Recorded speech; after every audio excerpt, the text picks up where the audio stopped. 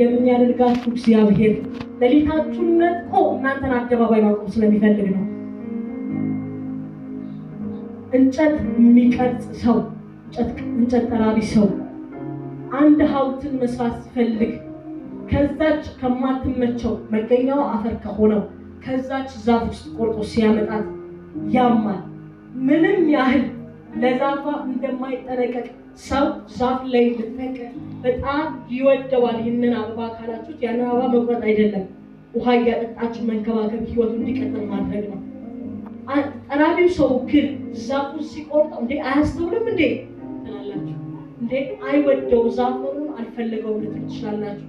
ምንም ቢሆን ግን በዛች በቆረጠው ዛፍ ውስጥ ግን ያየውን ምስል የሚያውቀው ራሱ ጠራቢው ሰው ነው። ዛፏን ይቆርጣታል፣ በደንብ ነው የሚቆርጣት። ህይወቷ ካፍሬ የነበረውን ያቋርጠዋል። ዙሪያዋ ያለውን በሙሉ ቅርፊት ያነሳዋል።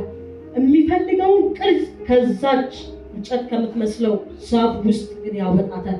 ከዚያስ አደባባይ ላይ ያቆማታል። አደባባይ ላይ ካቆማት በኋላ ቀድሞ አፈር ላይ እንደምትገኘው ሰው መጥቶ ረግጧት እንዲያልፍ ወይ ደግሞ አይቷት ብቻ እንዲያልፍ አይደለም። አደባባይ ላይ ስትቆም ማንም ሰው መጥቶ ፎቶ ከሷ ጋር ይነሳል። ከተሰራው ከዛች ምስል ጋር ሄዶ ሐውልት እኮ ነው ሄዶ ፎቶ ይነሳል። እሱ ብቻ አይደለም፣ የሀገሩ ሰው ከሀገሩ ውጭ ያለ ሰው እንኳን ቢሆን ያቺን ምስል ፈልጎ ለቱሪስትነት ለማየት ይመጣል። መገኛዋ ከአፈር ከመሬት መሆኑ ይቀርና ሙዚየም ይሆናል። የከበረ ስፍራ በተንከባከበች እንክብካቤ ባለበት ንጽህና ባለበት ስፍራ ይሆናል።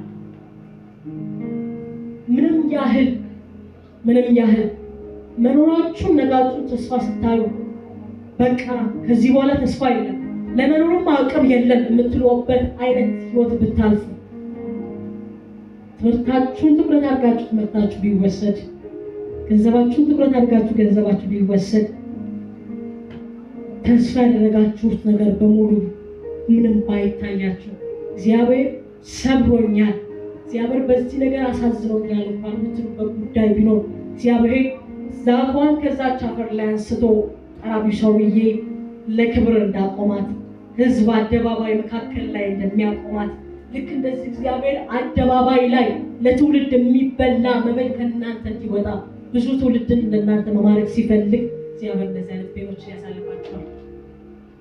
እግዚአብሔር በእናንተ ህይወት ውስጥ ክብር እንዲገለጥ በዛች ሞመንት ውስጥ የምትለማመዱትን የእግዚአብሔርን ጠረን፣ በዛች ሞመንት ውስጥ የምትለማመዱትን የእግዚአብሔርን ድምፅ እስከ መጨረሻ ያስከትላችኋል። ረጅም ርቀት ከጌታ ጋር እንድትቀጥሉ የሚያደርጋችሁ